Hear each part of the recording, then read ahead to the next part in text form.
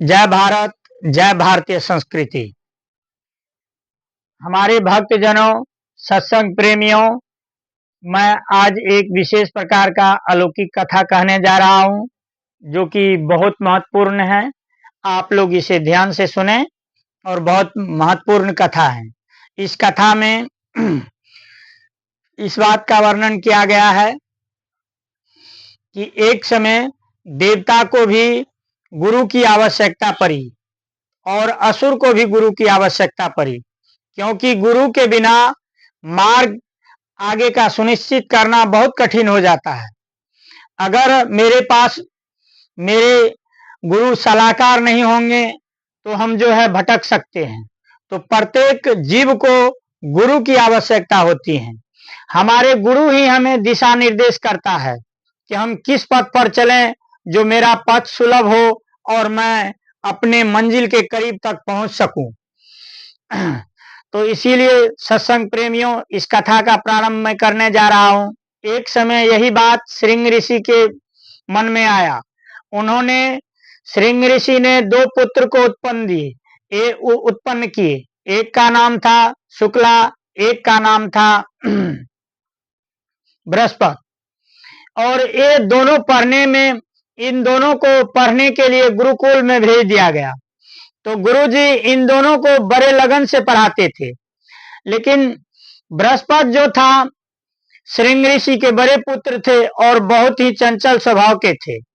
वैसे दोनों ही चंचल स्वभाव के ही थे, लेकिन बृहस्पति महाराज का कुछ ज्यादा ही थे। तो श्रृंग ऋषि ने गुरुजी से जब भी मिलने जाते तो उन्हें कहते कि हे गुरुदेव, मेरे बृहस्पति जो है इनको ज्यादा ध्यान दे करके आप अध्ययन करवाइए, वेद की, शास्त्र की सब जानकारी इसे विशेष प्रकार से दें।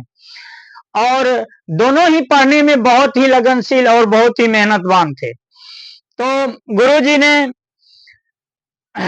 शुक्लाचार्य जी को जंगल में लकड़ी चुनने भेज देते और वो पढ़ाई से वंचित हो जाता और बृहस्पति महाराज को भर दिन पढ़ाते रहते। तो शनिदेव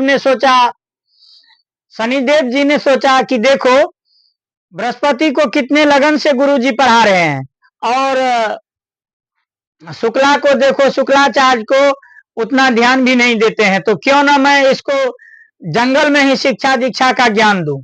जो इनके गुरुजी यहाँ पाठशाला में पढ़ाते हैं, गुरुकुल में पढ़ाते हैं, उसी चीज को मैं इनको जो है जंगल में पढ़ाऊं। तो शुक्लाचार्य जी जब जंगल में जाते थे लकड़ी चुनने, तो एक रोज शनिदेव कौवा के रूप में प्रकट हुए और बोले कि शुक्लाचार्य, तुम तो ऐसे पढ़ाई में पीछे हो जाओगे, कल शास्त्रार्थ होगी तो उसमें तो पराजित हो जाओगे। तो शुक्ला जी ने बोला कि प्रभु आप ही बताइए मैं क्या करूं। बोला कि जो तुम्हारे गुरुजी बृहस्पति को पढ़ाते हैं वही हम तुम्हें पढ़ाते हैं, इसे लगन से सुनो तुम। और इसी तरह शनि महाराज जो है उनको पढ़ाने लगे। और जब गुरुजी शाम को दोनों को एक जगह करके सवाल पूछते तो शुक्लाचार्य ही पहले सवाल का जवाब दे दिया करता था।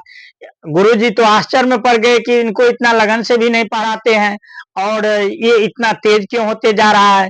मैं जो प्रश्न करता हूं उसका आंसर ये पहले दे देता है, क्या बात है।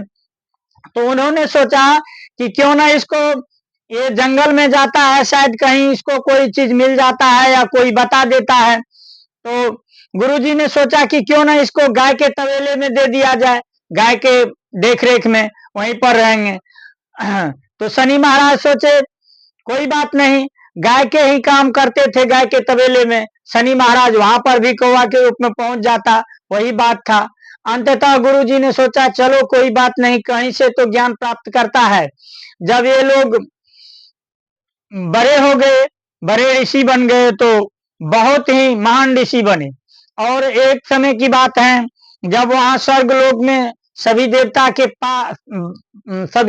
के बीच में जो है शास्त्रार्थ होने लगा कि जो शास्त्रार्थ में सबसे श्रेष्ठ होंगे वो देवता के गुरु होंगे, देव गुरु होंगे, और जो शास्त्रार्थ में पराजित हो जाएंगे वो जो है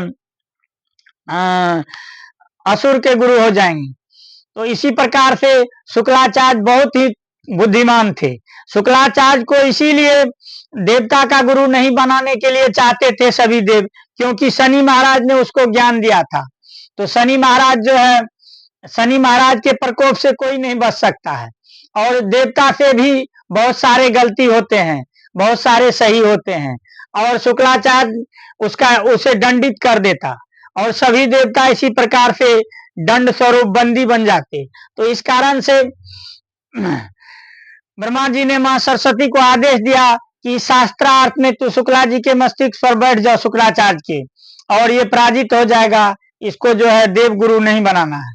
और शास्त्रार्थ में जो है शुक्लाचार्य पराजित हो गया, और वो जो है असुर के गुरु बन गए। शुक्लाचार्य असुर के गुरु बन गए, और बृहस्पति महाराज देवता के गुरु बन गए। तो इसी तरह से दोनों अपने अपने, उस दिन से शुक्लाचार्य जो है देवता से बदला लेने के लिए अनेक प्रकार के असुरों को उत्पत्ति की, और अनेक प्रकार के काला विद्याओं का प्रयोग किया, और उस दिन से युद्ध देव और असुर में होते ही रहा, और ये युद्ध बहुत दिन तक चला, और अभी तक चलते आ रहा है। देवता और असुर में सब दिन अच्छाई पर बुराई पर अच्छाई की विजय, ये सब दिन चलते आ रहा है। और देवगुरु बृहस्पति जी का दुश्मन बन गए शुक्लाचार्य। जब भी युद्ध हुआ है देवता में, तो बृहस्पति और शुक्लाचार्य में ही हुआ है, और इनका माध्यम सभी देवता और असुर बने हैं। जब भी युद्ध हुआ है तो बृहस्पति गुरु और शुक्लाचार्य गुरु के ही बीच हुआ है, इनका माध्यम सभी देवता बना है। इतना कह करके मैं अपने बोली को विराम देता हूँ, अपने आवाज को विराम देता हूँ। मेरे सत्संग प्रेमियों, अगर ये वीडियो आपको अच्छा लगा हो तो लाइक कीजिए, सब्सक्राइब कीजिए, और इसको फॉलो कीजिए।